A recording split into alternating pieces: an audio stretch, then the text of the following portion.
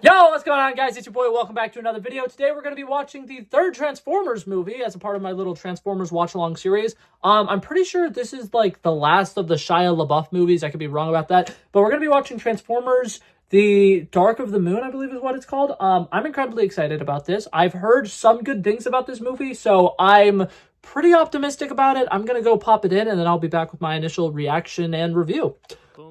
Watch. Oh, it's Watch List Wednesday. I'll add it to the list. Oh, yes! This one didn't suck! That's awesome. The last one, right, was Revenge of the Fallen, and I looked it up or whatever, and I was watching a bunch of reviews and stuff about it, and people were like, it only gets worse from here. And I was like, please tell me that's not true. This one was good. I like the action sequences. I like the fact that this one is in a big city. I feel like it's really weird, but all of these Michael Bay, like, Transformers movies so far, I feel like they've taken place in areas that, like, don't necessarily, I'm not gonna say they don't feel real, but they haven't felt like places that, like, really matter that much. So having this one in a big city and having just, like, tons of skyscrapers and stuff getting destroyed, the entire third act is incredible. Like, I absolutely love the action of this. It felt very on par with a lot of, like, big destruction movies that were going on around this time, like disaster movies, that's the word I meant to say. Like, movies like 2012 and stuff like that were coming out, where it's just like, okay, but, like, what if everything got destroyed? And that's what we get to see here. And it is ridiculously fun. I think that Shia LaBeouf's acting in this, absolutely fantastic. And when I say fantastic, he is so unhinged. And I love it to death. The sequence where, like, he gets pulled over by the police officers, and he's just, like, yelling at the police officers and getting ready to fight them.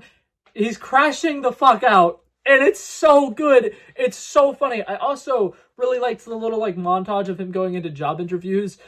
Very entertaining. I love it to death. I feel like it's just, like, a good dry humor about it, and I just think that, like, it's so fun putting him in, like, these really awkward, uncomfortable situations and just seeing how he does. I thought it was fantastic. I really enjoyed it. We get to see a bunch of fun actors show up for this franchise, which I think is just incredible. Alan Tudyk, fantastic. You can put him in anything and he will be very entertaining to me. I loved every single time he was on screen. I thought he was very entertaining. John Malkovich was in this. Once again, random great actor just randomly showing up in this to play a fun little character. I thought it was great. I thought it was really entertaining. And overall, I just think that this also has just, like, one of the most, like, coherent stories all throughout or whatever. There's a general, I will say they love MacGuffins in these movies. They're like, there are the pillars and we need the pillars and we're tricking the Autobots into, like, going back to their own country so that we can destroy Earth and do whatever the fuck we want to do with it. And, like, once again, it's so much like just random, we're from outer space, so here's this random outer space stuff, and we're going to do this random outer space stuff, and then there's going to be big robots fighting. And it works for me. I'm going to be honest, this one absolutely worked for me. If you are somebody who's, like, a fan of Michael Bay or whatever, and you had to, like, explain to me one movie that's like, this is why I'm a fan of him, that one's probably the best one so far. Because, in my opinion, it does a lot of things well. That clearly is what Michael Bay is going for. Really bad sexual jokes. Are they bad? Yes. Are they actually kind of funny, though? A little bit. The one with his mom pulling out the book, being like, you should really read this, and it's the She Comes First book. So funny. Like, that's great. I love that. And there's a bunch of sequences all throughout this movie that are just absolutely hilarious, and I think it's great. The scene where one of the guys who's in the military or whatever crashes out, and he's like, I did not sign up for this. There's killer robots. What are we doing? I joined the military because I didn't know what I wanted to do with my life. And he's just freaking out. It's so funny. Like, this movie absolutely nails the comedic effects. And I think that that's really, really good. I think that after the last movie and how miserable the majority of those jokes were, it left me with a really bad taste in my mouth. So this one being decent was decent. Obviously not great, but it wasn't that bad. And I think that, like I said, the action sequences and everything were fantastic. There are so many sequences with Bumblebee that are just absolutely incredible. Like the one where they are doing, like, a little chase scene or whatever, and there's, like, a bunch of, like, rubble or something in front of them. So Bumblebee transforms, sends Shia LaBeouf's character, I think his name is Sam. I keep calling him Shia LaBeouf because I love saying that name, Shia LaBeouf. That's so fun. Anyways, but he sends Shia LaBeouf flying. He's transforming, and then right before Shia LaBeouf gets close to hitting the ground, he scoops him into him and transforms back into a car. That was so cool. That was awesome. And I think that the visual effects in this movie are, once again, just absolutely incredible. I don't know names of any of these Transformers because I'm going to be honest, it's so hard to keep up.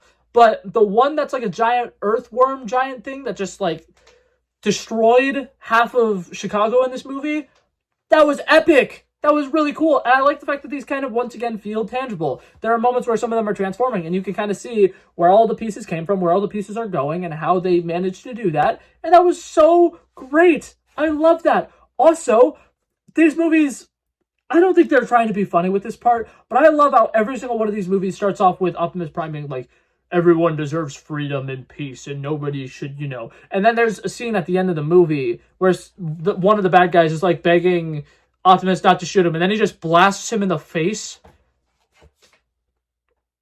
It's so funny. It's so funny. I had a really good time with this one. I thoroughly enjoyed it.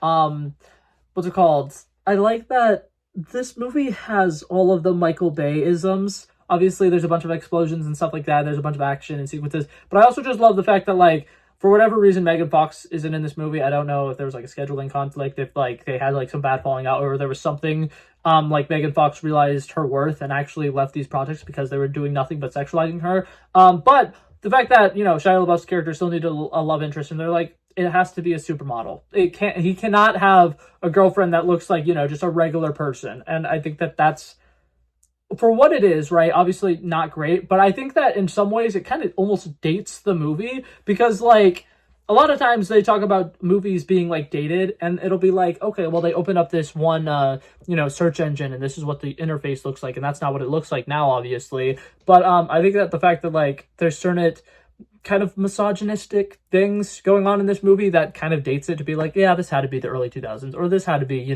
around this era. And I think that that is kind of funny. Obviously not great, but it's kind of like in an ironic sense funny. But yeah, that being said, I had a good time with this movie. If nothing else, it was incredibly enjoyable, which is what I liked. A lot of the action sequences really worked for me, and I overall had a good time. And this one is like one of the first ones where I'm like, I understand why people are like, you should watch the Transformers movies, because the last two, even though like they're kind of entertaining and interesting, and the premises for both are like there almost. You can't really say that about Revenge of the Fallen. That was a really bad movie, but I could understand why people are like, hey, watch this one. It's pretty all right. So I liked it. I thought it was solid. But yeah, that was pretty much it for this video, guys. Thank you guys so much for coming by and checking it out. Next week starts the Mark Wahlberg section. I think the next two are both Mark Wahlberg movies. And then I'm going to watch Bumblebee after that. And I've already seen Rise of the Beast, so I'm not going to rewatch Rise of the Beast. I'm thinking, for those of you guys who are sticking around, I'm assuming you guys liked this video. And if you liked it, feel free to subscribe and stick around. Next week, I'm going to watch... is it Age of Extinction? And then the one after that is The Last Night. And then I'm going to watch Bumblebee. And because I've already seen Rise of the Beast, I'm going to make a video ranking all of the theatrically released Transformers movies, not including the one that came out back in like the 80s, because I have no idea where to find that one. But yeah, that being said, that was it for this video, guys. Thank you guys so much for coming by and checking it out. I love and appreciate you guys so much for watching. And if you liked it, feel free to like and subscribe, and I'll hopefully see you guys in the next one. Peace out. Bow, bow, bow.